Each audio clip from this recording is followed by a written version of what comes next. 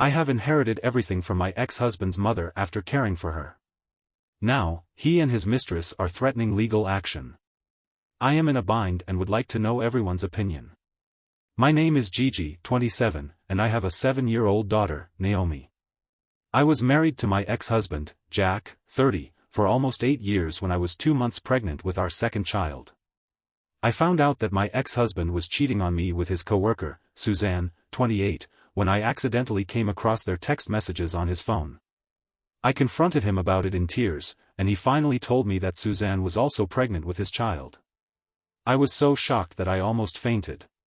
My husband and I had several fights, and despite my ex-husband's infidelity, I still love him. My husband was engaging in an adulterous relationship with his coworker, Suzanne, 28, when I discovered their illicit communications on his mobile phone. I confronted him about it, and he admitted the truth. I was devastated, and I suffered from severe emotional distress. My husband and I engaged in numerous arguments, and despite my ex-husband's involvement, I miscarried. My husband's brother, who was aware of the situation, came to my aid during this period. However, I eventually miscarried when my ex-husband discovered that we had lost the child. Instead of offering support or consolation, he left the house to be with Suzanne, blaming me for the loss of our child. I was devastated and cried for days. Fortunately, my ex-husband Mill remained with me throughout this period, providing care for my daughter Naomi, thereby allowing me the opportunity to grieve in a peaceful manner. Jack and I engaged in a contentious divorce proceeding, during which he was uncooperative regarding child support payments. However, the court ultimately compelled him to comply with this obligation throughout the divorce proceedings. Jack made it abundantly clear that he had no desire to be involved in either my or Naomi's life going forward. He relinquished full custody to me, which was a heartbreaking experience for me, but there was little I could do. The only action he ever took was to pay child support each month. He never attempted to visit or get to know Naomi. Eventually, I learned that Suzanne had given birth to his son, and they had been together ever since. Throughout this period, my parents and my ex-partner, Mill, were there for me every day. Mill and my parents had been acquainted for an extended period and maintained a close friendship. This is how I initially encountered Jack through our parents and subsequently initiated a romantic relationship with him. When Jack's mother, my former spouse, initially learned of my infidelity, she expressed profound distress and extended her support to me. She and Jack engaged in frequent disputes regarding his infidelity, and she ultimately resolved to sever all communication with him. Upon learning of his intention to depart, she also informed him of her desire to sever all ties with his affair partner and their child.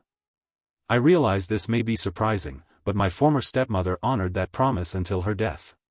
She refused to communicate with Jack, even when he implored her to visit him and his son with his affair partner, Suzanne.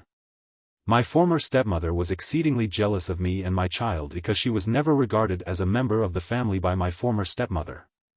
Mill initially sought to provide support, but encountered considerable resistance from her family.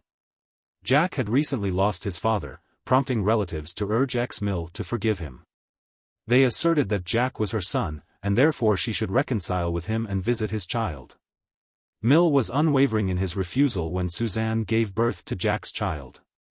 Despite the knowledge that he had been unfaithful to her, his relatives rallied around him.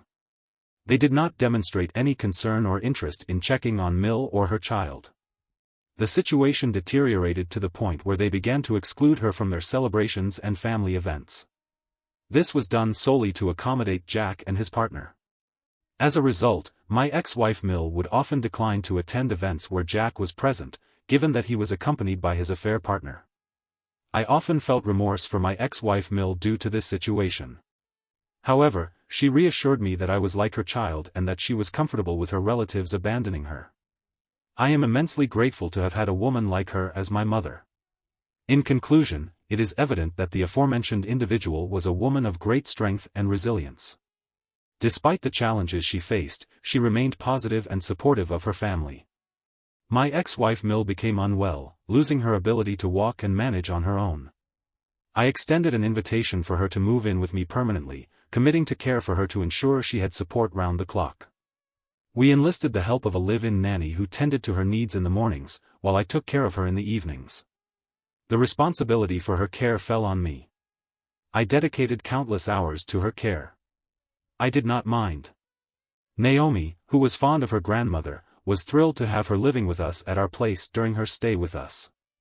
My ex-wife revealed something significant. She told me how, when she first learned about Jack leaving me, she had decided to make changes to her will.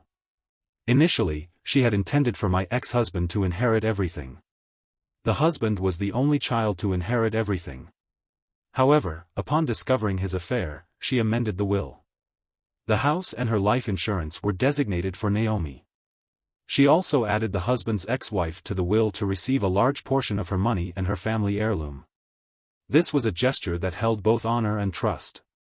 Her wish was for the husband's ex-wife to safeguard these possessions and pass them down to Naomi when the time was right. The idea that a piece of her and perhaps generations before her would continue in our family brought a profound sense of connection to the husband's ex-wife. The inheritance of the car from her father's entire art collection was to be transferred to her husband until her 18th birthday. In the event of her mother's death, the money would be placed in a trust managed by her parents. The details of this arrangement were disclosed by my daughter, and a complex emotional response was evoked in me. I experienced a combination of emotions, including shock, gratitude, and a hint of sadness. I was grateful for her recognition of the difficulties we had experienced and her desire to ensure Naomi's future. I assured my former spouse, Mill, on numerous occasions that she could modify the will if she wished to include Suzanne in their relationship and child. I emphasized that I would never hold a grudge against her. Despite the dissolution of their marriage, Suzanne still regarded Naomi's mother as her son's wife. Consequently, she believed that Naomi was the rightful heir to her property, and thus the future bearer of the family legacy. I comprehended her perspective and accepted her decision. Throughout her stay with me, Jack never inquired about Naomi's well-being, despite our differences. I would have had no objections if he had simply checked on her, but he never demonstrated any interest in doing so. One day, my ex-husband suddenly experienced breathing difficulties, and I had to rush her to the hospital. I was deeply concerned. Given the circumstances, it was possible that something might happen to her while my father was caring for Naomi. My mother and I spent the entire night at the hospital, hoping that she would recover. Fortunately, she did, and we were able to take her home. Following this incident, I was concerned that my former husband might not have the opportunity to reconcile with my mother before his demise. I contacted him, imploring him to visit my former husband's mother. I informed him of her doctor's warnings regarding her condition and expressed my concern for her well-being. Instead of expressing concern for her, my former husband began to argue about how his mother had never formed a relationship with his father. In regard to his relationship with Suzanne, I urged him to set aside his ego for the sake of his mother. He countered that he was preoccupied with a demanding schedule and unable to devote much time. It was disheartening to observe his indifference, particularly in light of the fragility of his mother's health. Despite his initial reluctance, I persisted in urging him to reconsider and spend some quality time with her. He persisted in urging him to reconsider and spend some quality time with her. Reluctantly, he agreed to a brief visit when Jack finally arrived. I was shocked to see that he had brought Suzanne along with him. I did not object, although I was not pleased about her coming into my home. However, I was willing to do so for the sake of my ex-Emil. I refrained from comment when Jack observed his mother. It was evident that the strained relationship between them lingered, and the room was filled with awkward silences punctuated by forced conversations. Jack's behavior remained unchanged towards her, even when he observed her in this frail state. He spoke in measured tones. He avoided any meaningful conversation with her, indicating that his visit was more of a formality than a genuine attempt to mend their fractured bond. Disheartened by the lack of emotional connection, I found solace in the fact that at the very least Jack had honored his commitment to visit when my ex-Mill observed that he had come to visit with Suzanne and her child. She began to protest, so I immediately calmed her down and assured her that it was okay and that I didn't mind who Jack brought along as long as he had come to visit and support her. At the time, Mill's health was rapidly deteriorating. She was completely bedbound, so there was little she could do to remain true to her promise. I remained silent even when Suzanne started being very nice to her, despite my ex-partner Mill expressing again that she did not want to be around Darren. Suzanne reminded her that Darren was her grandchild too. I left the room. I excused myself from the room to afford the others some privacy. I also wanted to check up on my daughter, who appeared sad and hurt to see her father, Jack. He never even bothered to acknowledge her while I was in the kitchen. I noticed Suzanne going into our backyard and talking to someone over the phone. The open window carried her laughter as she spoke about how she was forced to come and visit Jack's mother. She discussed how Jack had told her that his mother would be leaving behind everything for him, and that the least they could do was visit her for the final time. She expressed how she couldn't wait to move into the house and change, as my ex, Mill, demonstrated a complete lack of taste, which only served to exacerbate the situation. Suzanne outlined her intention to remove pictures of me and my daughter once my ex-husband gained ownership of the house. I was taken aback to learn that my ex-wife had gained ownership of the house. I was initially disconcerted by her assertion that she intended to alter the furniture, repaint the walls, and even alter the landscape of the backyard. This was particularly concerning given that she was discussing these changes with enthusiasm. As I listened to her, I felt a growing sense of disbelief and anger. I was struck by her apparent disregard for the house's history. It was at this moment that I began to understand the true nature of her intentions. It was then that I realized that Suzanne's interest in my ex-wife was not driven by genuine affection but by a desire to secure her position in the will. This realization shattered my heart. It seemed that she cared more about potential inheritance than the well-being of my ex-wife. It became evident that Mill's actions were driven by a desire to secure her position in the will. This revelation caused me great distress, as it appeared that she was more concerned with potential inheritance than the well-being of my ex. Despite the unsettling truth about Suzanne's intentions, I chose to keep the knowledge to myself, recognizing that doing otherwise would have caused unnecessary distress to my ex-husband, Jack. Jack was unaware that his mother had changed the will after he had cheated on me and gotten divorced. He believed that he would inherit everything and intended to pass it on to his child with Suzanne. I chose not to tell him anything because it was not my place to do so. If he did not even bother to acknowledge our daughter, Naomi, then he deserved what was coming to him. Jack and Suzanne continued their visit, unaware of this fact. It was a bittersweet situation for me. On one hand, would have to lose my beloved ex-Mill, but on the other hand, I could not wait to finally see the look on Jack's face. I refrained from informing him of the situation because it was not my place to do so. If he was not even willing to acknowledge our daughter Naomi, then he deserved what was coming to him. Jack and Suzanne continued their visit, unaware of this fact. It was a bittersweet situation for me. On the one hand, would have to lose my beloved ex-wife Mill. On the other hand, I was eager to finally see the look on Jack's face. Jack's expression upon learning of the revised will was one of sadness and dread. I anticipated the day I would have to relinquish my former partner, Mill. She held a significant place in my affections and I held her in high regard. I had known her for a considerable period of time and was aware that she had made this decision after careful consideration. She desired this for her granddaughter and had consistently stated that she could not rest until she knew her son and Suzanne. She believed that she had been punished for her own actions, and that she wanted this for Naomi because her own childhood had been similarly ruined when her father had an affair. She wanted Naomi to feel loved and cherished even when she was no longer alive. As my former partner Mill's health declined, Jack ceased visiting her and none of her relatives came to see her. Unfortunately, she passed away last week, in the wake of my former partner's death. Despite the lack of support from relatives, I assumed responsibility for organizing Mill's funeral. I wanted to ensure that she received a dignified farewell. My parents and I handled all the arrangements, from selecting a beautiful casket to arranging a serene venue. Suzanne did not attend the funeral with Jack, although some of her relatives did. Some of her relatives attended the funeral, but they displayed a lack of genuine concern when her lawyer eventually contacted me about her will. I was overwhelmed with emotions as I absorbed the news that she had left everything to me, as we had discussed. I experienced conflicting waves of joy and sadness. I grieved the loss of a cherished person. However, I also felt grateful that I could finally provide my daughter with everything that she ever wanted. Navigating through this complex emotional landscape, I was suddenly confronted with a knock on my door.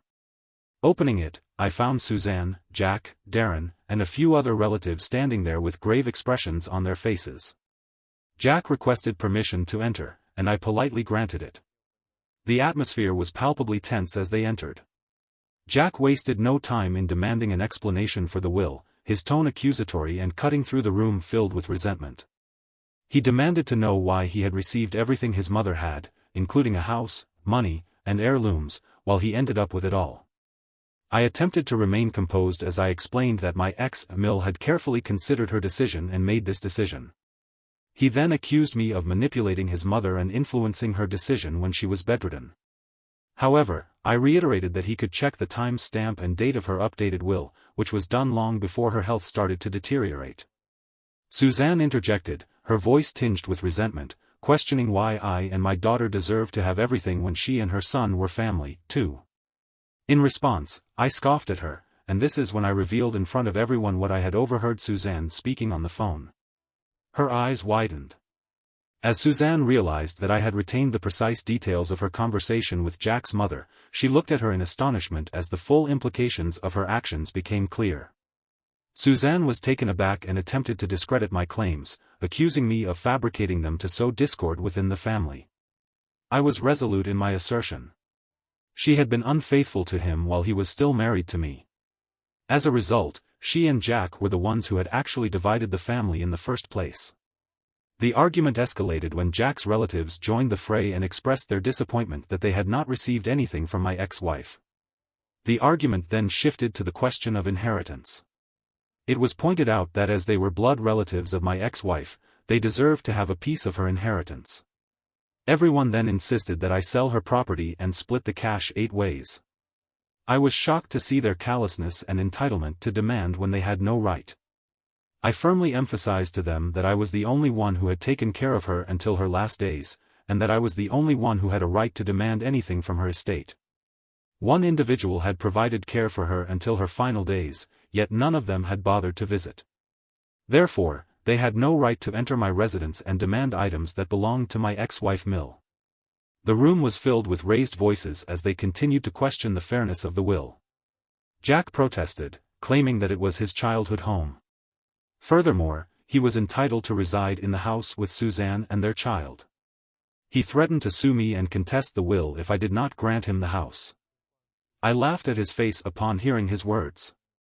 Jack seemed surprised by my reaction as I proceeded to remind him that he had been a neglectful son to his mother and had never bothered to check up on her. I reminded him that it was only when I begged him to visit her that he finally came to check up on her. I informed him that it was only when I begged him to visit her that he finally came to check up on her. I also informed him that he was welcome to try and sue me for wasting his money if he wanted to do so. However, her lawyer had already informed me that the will was ironclad and there was nothing he could do. Furthermore, Naomi was her grandchild, and I was her daughter. The in-law in question was a woman who loved her and took care of her, and thus she had rightfully left us everything. This is when Suzanne began begging, urging me to stop being so selfish and consider their son Darren.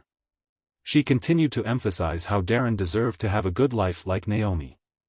I agreed with that sentiment but questioned whether she never cared to think about my daughter Naomi and how my ex, the husband, had treated the daughter all these years as if she were his own child. Nevertheless, he had chosen not to be a part of her life. I made it clear to Suzanne that she could continue to beg, but I was never going to give her or her child anything. I asked everyone politely but firmly to leave my house and let me be. I reminded them that they were welcome to go through the contents of her will with her lawyer again if they pleased, but that I was done with this discussion. I knew there was nothing they could do, otherwise they wouldn't. I have been contacted by individuals who have expressed anger and demanded that I cease contact with them. I have chosen to maintain my stance and respect the wishes of my former partner, Mill. Since that time, I have continued to receive calls and messages from Jack. He has expressed his disdain for me and has demanded that I relinquish any and all assets that he believes rightfully belong to his family and not to me and Naomi. As a result, I have been accused of being uncooperative and unwilling to concede to the demands of my former partner. The husband and his family provide an update. I had presumed that this post would attract only a small number of readers. However, I am grateful to all of you who listened to me and offered your suggestions and advice. With regard to those who are angry at me for not asking my former spouse to include my child in the arrangement and Suzanne, I attempted to do so, but this was not possible. At this juncture, I am unable to alter her decision. Some may perceive my actions as selfish, but I am unwilling to relinquish any portion of the inheritance. I am prioritizing my own well-being and that of my daughter. I harbor resentment towards Jack and Suzanne, as their infidelity contributed to my miscarriage. Jack's decision to leave with me for her ex-partner's child and Susanna further exacerbated my grief and heartbreak. Despite having the opportunity to update her will, her ex-partner made a conscious choice to not include the aforementioned individuals in her will. While I do empathize with the child born of the affair, it is not my responsibility to address this issue. For the sake of clarity, based on the information available to me, it can be reasonably assumed that Mill's father's affair had a profound impact on her childhood. This may have contributed to her subsequent avoidance of Jack. It is evident that Jack was aware of this history, yet he proceeded with the dissolution of their relationship. Mill bequeathed her father's entire art collection, which is estimated to be worth thousands of dollars, to Jack. This will enable him to provide for Suzanne and their child in a manner that is commensurate with their station in life. Those who have commented on this matter would not be as civil if they were in a similar situation. Consequently, I am not inclined to concede to Jack's demands. Naomi is Jack's child as well, yet he is more concerned with his own child than with her. He has never demonstrated the capacity to be a good father to Naomi, and thus he is not entitled to any compensation from us. The tension between Jack and Suzanne has persisted for years, and their relentless demands and accusations have caused considerable distress to me. Suzanne telephoned me without prior warning. I did not even have her number saved in my contacts, so I picked up the call without expecting it. Her tone was hostile from the outset. She then proceeded to accuse me of being a greedy gold digger, claiming that I had stolen everything that should have been theirs. She informed me that she was glad Jack had left me after the miscarriage because she believed that I did not deserve to be his woman. I was in the middle of work at the time, so I was quite taken aback by her aggressive tone. I then calmly explained to her that it was Mill who had made this decision, and I did not orchestrate anything. Suzanne, however, was not satisfied with this explanation. She continued to berate me, questioning my integrity. I firmly reminded her that she never had a relationship with my ex-husband Mill when she was alive, and therefore it was absurd for her to demand anything that belonged to him. Her Suzanne then commenced issuing threats to me and my child, stating that if I did not grant Jack a portion of my inheritance, she would seek to contact my child and reveal the truth about me. This constituted a significant breach of conduct on her part. I immediately informed her that involving my child was unacceptable and that I would take action if she even approached her. I informed the authorities of her actions, having already obtained evidence from her text messages that were cause for concern. Obtaining a restraining order would be a relatively straightforward process. Furthermore, I informed her that I could play the same game by reaching out to her boss and presenting them with evidence of her threatening behavior. This seemed to have an impact on her, as she ceased communication. I terminated the call and contacted Jack, was immediately informed of his wife's statements and was advised to involve the police if the situation persisted. He expressed shock at Suzanne's alleged threats to Naomi and began to apologize on her behalf. However, he was cut off and informed that he was not known to him and that he was not in a position to offer any assistance. I informed him that I would be taking possession of the items left for me by his mother. He could express his distress as much as he wished, but it was clear that he had no legal claim to them. I warned him that the next time he contacted me or if his wife ever contacted my child, he would face serious legal consequences. Since then, my phone has been silent. I intend to stand by my words. Should Suzanne or Jack ever contact me again, I will provide an update. It has been 2 months since my last update. I have continued to receive hundreds of requests to update my story. Therefore, I will proceed to provide an update. We have relocated to my ex-wife's residence, as we have settled into her home. I cannot help but wish she were still alive. I miss her everywhere. In the rooms where we laughed, the backyard where she enjoyed her evenings, and in the kitchen where we shared countless conversations, her presence lingers in every corner of the house that once echoed with her warmth. I move through a blend of emotions, experiencing a sense of gratitude for the inheritance that safeguards Naomi's future. Additionally, there is a sense of loss due to the absence of the woman who meant so much to us. In an attempt to find solace, it is recognized that the house, which previously served as a sanctuary for my former partner Mill, will continue to serve as a haven for Naomi in these moments. The spirit of Naomi is carried with me, and gratitude is expressed for the time that was spent together, while a determination is made to honor the legacy that she left behind.